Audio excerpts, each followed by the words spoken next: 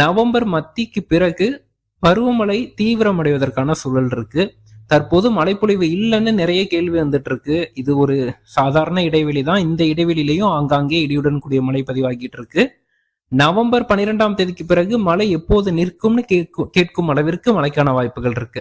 அது மேற்கு மாவட்டங்கள்ல இருந்து நிறைய கேள்விகள். மேற்கு மாவட்டங்கள்ல இந்த ஆண்டு நல்ல மழைப்பொழிவு இருக்கு. கண்டிப்பாக நீர்நிலைகள் நிரம்பும் அளவிற்கான மழைப்பொழிவு எதிர்பார்க்கலாம்.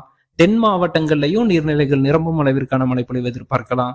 தென் மாவட்டங்கள்ல இந்த வரக்கூடிய நாட்கள்ல அடுத்த ஒரு 10-15 நாட்களுக்குள்ளாகவே பரவலா மிக கனமழைக்கான வாய்ப்புகள்லாம் இருக்கு. அனைத்து நீர்நிலைகளும் நிரம்பும் அளவிற்கு வாய்ப்புகள் இருக்கு. தென் மாவட்டங்கள் மேற்கு மாவட்டங்கள்ல பாதிக்காத புயல் பாதிப்பு, தாழ்வு மண்டலம், வெள்ளப்பெருக்கு பாதிப்பு இல்லாமல் இயல்புக்கு அதிக மழையும், வடகடலோர மாவட்டங்கள் டெல்டா மாவட்டங்கள்ல இயல்புக்கு அதிகமான மழை, தாழ்வு மண்டலம், புயல் போன்ற அமைப்புகளால மழைக்கும் வாய்ப்புகள் இருக்கு.